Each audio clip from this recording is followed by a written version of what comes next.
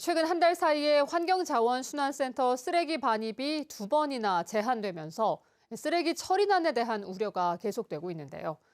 동봉리 주민들은 마을 지원 사업 이행 요구와 쓰레기 반입 검사 등 선뜻 이해하기 어려운 이유를 내세웠는데 진짜 갈등의 원인은 위탁 사업 운영비라는 주장이 나오고 있습니다. 김항섭 기자가 취재했습니다. 노란색 차량에서 재활용 쓰레기가 쏟아져 나옵니다. 플라스틱과 고철, 캔 등의 다양한 쓰레기가 컨베이어 벨트를 타고 이동하는 동안 선별 작업이 이루어집니다.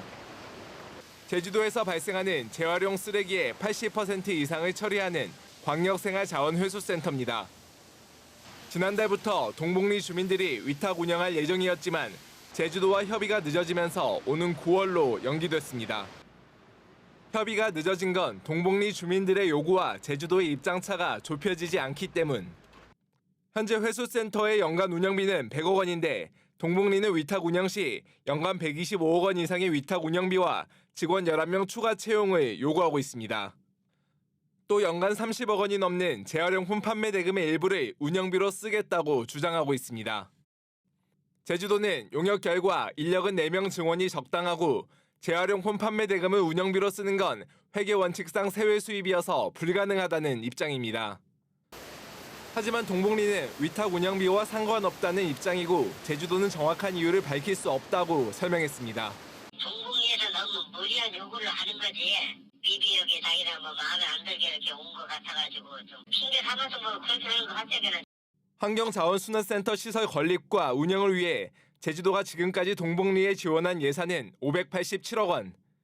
주민 편익 시설 설치와 국내외 선진지 견학 등에 사용됐고 종량제 봉투 판매액의 10%를 지원하고 있습니다. 하지만 동봉리 마을 주민들이 마을 이익을 위한 추가 요구를 관철시키기 위해 언제든지 쓰레기 반입을 막을 수 있는 상황. 도민 불편을 키우는 집단 행동을 사전에 막을 수 있는 근본적인 대책 마련이 시급해 보입니다. MBC 뉴스 김항섭입니다. 제주도의 하수도 처리 규정 완화를 놓고 환영과 우려 입장이 잇따라 나오고 있습니다. 제주도 건설단체연합회는 입장문을 내고 그동안 하수도 행정이 복잡한 규제 등으로 건설 산업 활력을 저해하고 도민의 경제적 부담을 가중시켰는데 이번 개선안이 지속 가능한 발전을 이끄는 중대한 전환점이 될 것이라며 환영했습니다. 제주참여환경연대는 제주의 환경 수용력이나 삶의 질을 고려하지 않은 정책이라며 오영훈 지사와 더불어민주당의 책임을 요구했습니다.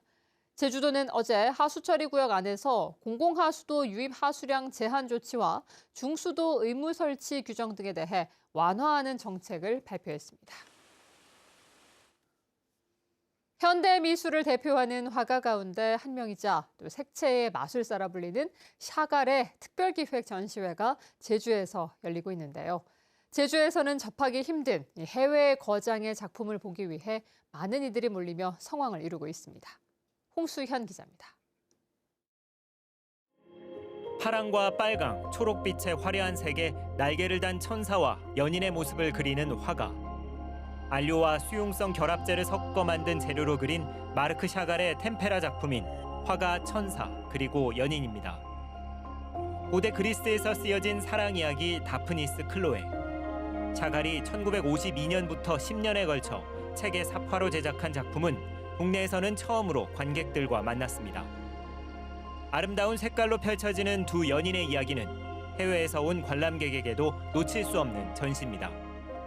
Unexpected, so it was a nice surprise and introduction to like arts in Jeju and kind of seeing this artist that I've heard a lot from. 1887년 벨라루스에서 태어나 1985년 98세로 세상을 떠나기까지 수천 점의 작품을 남긴 샤갈. 이번 전시에서는 그가 전생애에 걸쳐 작업한 유화와 드로잉, 판화 등 350여 점을 감상할 수 있습니다. 여러 학생들을 가르치고 있지만 이렇게 여러 가지 작품, 그러니까 다수의 작품을 한 장소에서 볼 수 있는 게 되게 좋은 것 같습니다. 전시는 샤갈의 소개와 사랑, 서커스, 그리고 고향을 떠나 유학했던 파리 등 6개 주제로 구성돼 관람객들의 이해를 도와줍니다. 또 샤갈이 유럽의 성당에 남긴 스테인드 글라스 작품은 미디어 아트로 화면을 통해 한자리에서 감상할 수 있습니다. 서커스 작품도 굉장히 많이 들어와 있으니까 다양한 또 샤갈이 갖고 있는 주제를 확인하는 굉장히 좋은 소중한 기회가 될 것 같습니다. 작품 활동에 열중하는 샤갈과 거장 피카소와 함께한 생전의 사진과 함께 샤갈의 영향을 받은 제주 작가의 작품까지 전시 시작 열흘 만에 4,000명에 육박하는 관람객이 찾고 있는 이번 제주 도립미술관의 특별 기획 전시는 오는 10월 19일까지 펼쳐집니다. MBC 뉴스 홍수현입니다. 공안 탄압 저지 민주수호 대책위원회가 피의자 호송을 방해한 혐의로 실형을 선고받은 노동자와 농민에 대해 대법원에 파기환송을 촉구했습니다.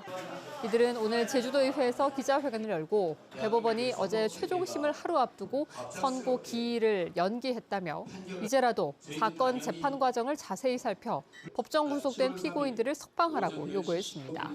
이들은 항소심 재판에서 부장판사가 위압적인 태도를 보이고 재판관 합의 절차를 거치지 않고 선고한 것은 위법이라고 주장했습니다. 한편 대법원 선고 기일은 아직 잡히지 않았습니다.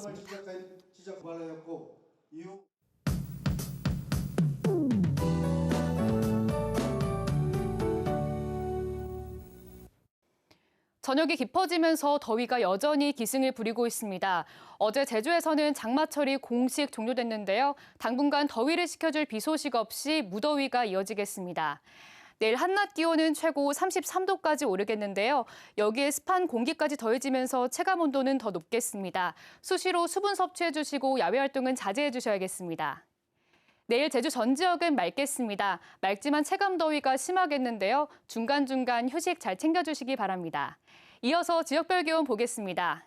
내일 아침 최저 기온은 북부 서부 지역 25도로 시작하겠습니다. 남부 지역 26도, 산지 지역은 20도로 시작하겠습니다. 내일 낮 최고 기온은 북부 32도, 서부 29도, 남부 지역은 31도로 예상됩니다. 바다의 물결은 제주 전 해상에서 잔잔하게 일겠습니다. 다만 내일 오전까지 안개가 짙게 끼겠는데요. 항공기 운항에 차질이 있을 수 있겠습니다. 이용객들은 사전에 운항 정보 꼭 확인하시기 바랍니다. 다음 주는 계속해서 무더위와 함께 열대야가 이어지겠는데요. 다가오는 주말은 충분한 휴식과 함께 건강관리 잘 챙겨주셔야겠습니다. 날씨였습니다.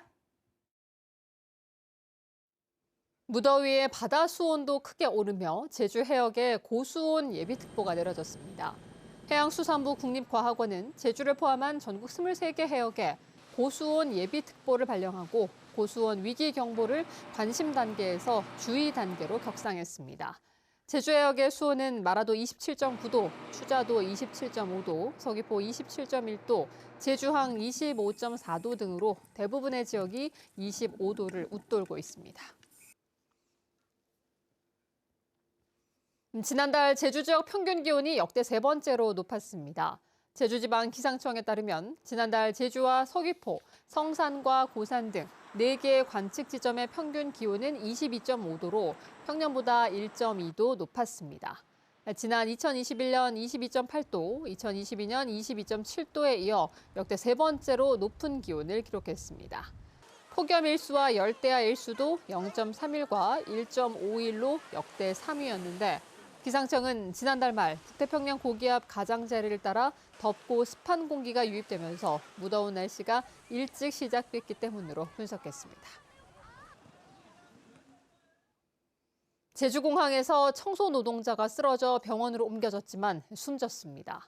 제주도 소방안전본부에 따르면 어젯밤 9시 50분쯤 공항 국내선 대합실 화장실 앞에서 청소 노동자인 50대 여성이 쓰러졌고 공항 내 편의점 직원이 발견해 119에 신고했습니다. 이 여성은 심폐소생술을 받으며 병원으로 옮겨졌지만 숨졌고 경찰과 소방당국은 정확한 사망 경위를 조사하고 있습니다. 구명조끼를 입지 않고 레저보트를 탄 피서객들이 무더기로 적발됐습니다. 제주 해양경찰서는 어제 오전 11시쯤 제주시 구자읍 세와리 앞바다에서 레저보트를 탄 60대 남성을 비롯해 한 달 동안 구명조끼를 입지 않고 보트를 탄 12명을 해경 헬기로 단속해 적발했습니다. 수상 레저 안전법에 따라 수상 레저 활동 시 구명조끼를 착용하지 않으면 50만 원 이하의 과태료가 부과됩니다. 신축 공사 현장에서 쌓여있던 철제 더미가 무너져 노동자가 다리를 다쳤습니다. 오늘 오후 4시 반쯤 제주시 연동의 한 주상복합 건물 공사장에서 40대 남성이 다리를 크게 다쳐 병원으로 옮겨졌습니다. 소방당국은 공사 현장에 쌓여있던 철제 자재가 무너지며 남성이 깔린 것으로 보고 공사 관계자 등을 상대로 정확한 사고 경위를 조사하고 있습니다. 제주에서 팔리는 도시락의 나트륨 함량이 하루 섭취 권고량에 육박하는 것으로 분석됐습니다.